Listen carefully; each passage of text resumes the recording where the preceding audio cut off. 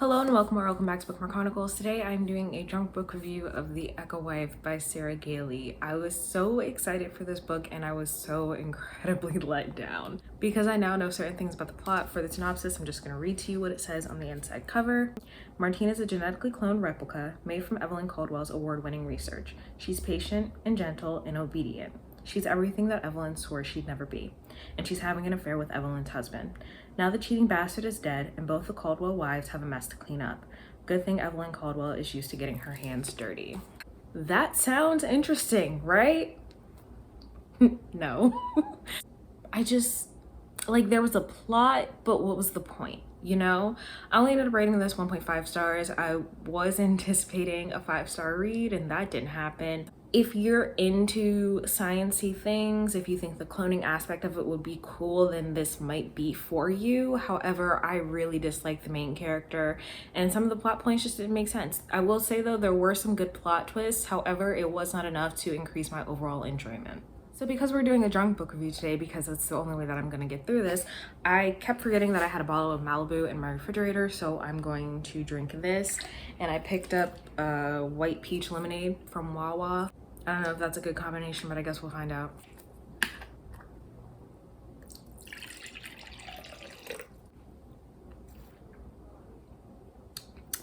Ooh. This is what it looks like.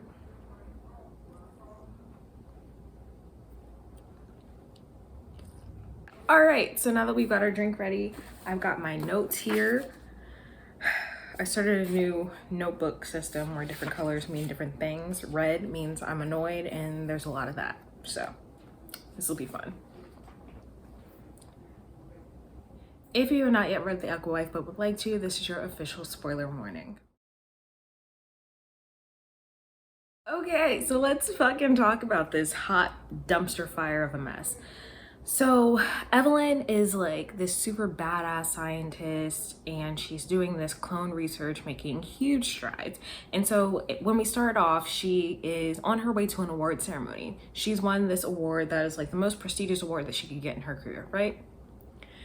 The entire time, she's fucking complaining. She's not even enjoying herself because all she can think about is her ex-husband. I may be an outlier for this. I totally understand heartbreak and, you know, having to grieve that relationship and that feeling of betrayal and all of that. However, I'm the kind of person where I'm gonna be in my feelings for like a total of 24 hours. And then after that, I can no longer justify being sad or upset or spending time thinking about someone who made it clear that they don't give a fuck about me. That's just how I feel. I know that may not work for everybody. Maybe I'm just a heartless bitch, I don't know, but cause when I go through a bad breakup, I go out with my friends, we talk about it, and then I move the fuck on with my life because I just can't do that to myself. So she spends so much of this book having like a little pity party for herself.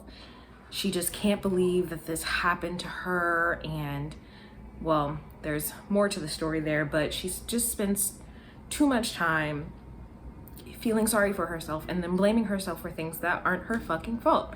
But anyway, back to the story. She wins this award. She's not enjoying herself. She is literally just making herself fucking miserable the entire night instead of having a good time, which is really fucking annoying. She also has not yet signed the divorce papers. Girl, why would you want to be tied to this man anymore? He's already engaged to somebody else. To whom, you ask? A clone of her. Essentially what we find out is that Nathan, the ex-husband, has been stealing her research and used it to basically create a docile version of her because she's too fiery for him. She doesn't want kids, and he feels like that's impossible for a woman to not actually want children. It is. I'm one of them. Okay. And it pissed me off because she caught him once in her office and just brushed it off. And it was right after they had gotten into an argument about how she was like, no, I'm not putting my work on hold to give you a child. Like, no, I don't have time for this. Like, I am making huge strides in my career. I'm not giving this up. And so he literally took her research. He made a clone that looks just like her, but is sweet and docile and patient and gentle and doesn't argue with him and always gives him whatever he wants. which is fucking disgusting. But anyway, what happens next is the clone, Martine, that's her name, Martine calls Evelyn and it's like, hey, let's get some coffee. We should talk. I think we should be friends. Bitch, why the fuck would I want to be friends with you? Well, one, she didn't know she was a clone, but two, you also didn't know that he was actually married at the time, but why? And how would you think that that was appropriate for you to even call her? Like, already boundaries are not being respected and I'm not here for it. So for whatever reason, Evelyn says yes and she goes to meet Martine. So they sit down at the table and Martine is like, hold on, I have to go pee really bad. And Evelyn's like, okay, whatever. She stands up and the clone is pregnant. Which is so fucked up on so many levels because literally Martine has the same DNA as Evelyn. And literally Nathan created a clone so that he could have a baby. So fucked up on so many ways. But then Evelyn turns it again into another pity party. She's like, this shouldn't be possible. So his success is my failure. Some dumb shit. Whatever. Anyway, that's fucking weird. So Evelyn essentially gets really upset and says something to Martine along the lines of like, basically this was what you were made for. So that interaction didn't go very well. Interaction shouldn't have happened in the first place, but that's neither here nor there. So then later that day, Martine calls her again and is like, hey, you need to come to the house, like something bad has happened. She killed him. She killed Nathan. They got into an argument because Martine was like, yeah, but like what if this isn't what I want for myself? And Nathan got mad and came at her with a knife. Evelyn comes, they bury the body in the backyard. Cause obviously. And then like weirdly, they become friends, I guess is the best way to put it. I don't know. It's really weird. Oh yeah, another thing about Evelyn. So after they've buried Nathan's body and everything, once again, pity party comes and she's like, it's my fault that Nathan's dead because I wouldn't just give him a baby. Right, because women are just supposed to make themselves fucking miserable for the sake of men. Do better, babe. Like literally this has nothing to do with you. It's literally not your fucking fault. And then, so there is a couch that is in Martine's house that Nathan took with him in the divorce, and she literally goes on for so many pages about how she feels betrayed by the couch. So now that Martine and Evelyn are friends, what do? Well, Martine is worried because she keeps getting calls from Nathan's like coworkers and shit. So they decide to clone him. Because that's, yeah, just do the thing that got you in this very situation. So the reason that they're cloning him and not just like coming up with some other story is because Evelyn doesn't think that it's ethical for Martine to be pregnant, first and foremost. Second of all, she feels like it will be a failure for her if people find out about Martine's baby, essentially. Whatever, everything's about her. So originally, I was under the impression that Evelyn had made a clone of herself as a part of her research. Then we find out that it was actually Nathan. So for like a couple of months, Martine and Evelyn and her research assistant are like working on this clone of Nathan, making sure that he thinks the same way that he does and that he looks exactly like him, like any scars or freckles or anything that he had. They're basically trying to make sure that it's an exact replica. And then what they do is they're in her lab, but they pretend that he was in a car accident. And so when they wake up the clone, basically they're like imprinting all of this stuff into him, like, oh, Nathan, how are you feeling, Nathan? Don't you remember the accident, Nathan? You said it was a red car, right, Nathan? So they're doing all of that. And Martine is like, all right, yeah, whatever. Like, I'm gonna go home with this clone and pretend that my life is normal. Cool, whatever.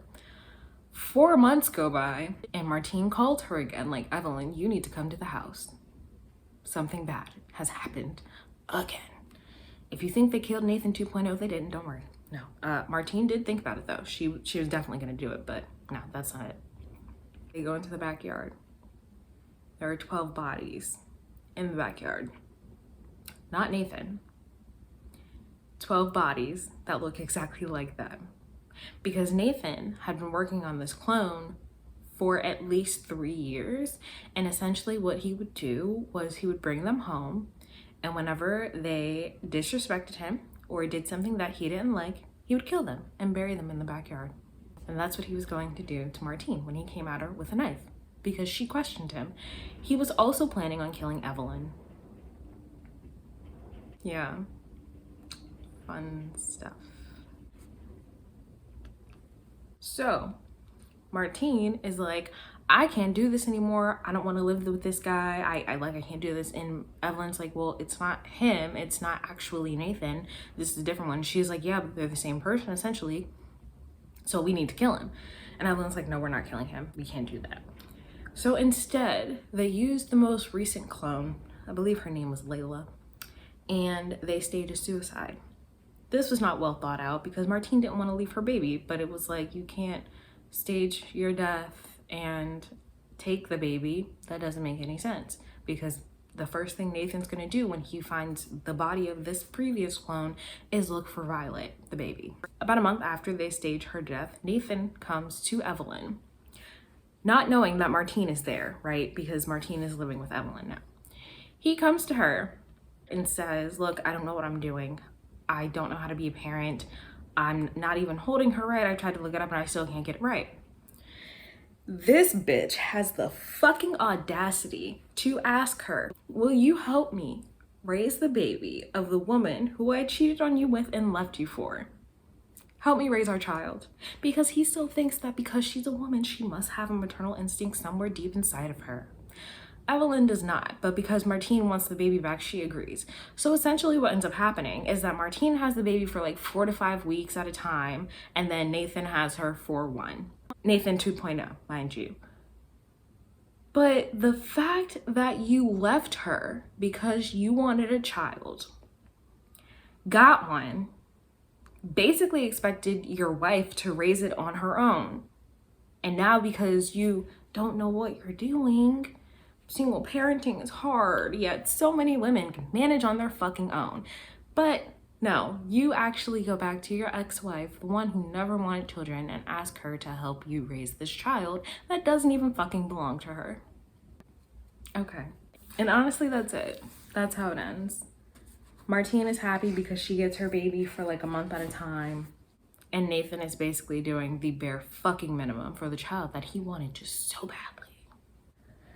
I was so excited for this book, and it was just so disappointing. But yeah, that is The Echo Wife by Sarah Gailey. I'm gonna be putting this on my Pango Books shop because I don't fucking want it. My boyfriend was surprised that I was actually selling it. He was like, you hate it that much? And I was like, yes. Yes, I do. And the only reason that I gave it 1.5 stars is because of their plot twist. Otherwise, this was a complete fucking waste of time. Yeah. I think that Sarah Gailey has some other work as well. I have zero interest in reading any of it. So yeah, that was that. Another 5-star prediction gone horribly wrong. I mean, read it if you want. I don't think it's worth it. Those are my thoughts on The Echo Wife. Let me know if you have read it or if it's on your TBR. Hopefully it's not. And hopefully you haven't wasted your time like I did. But otherwise, that's all I have for you today, and I'll see you in the next video.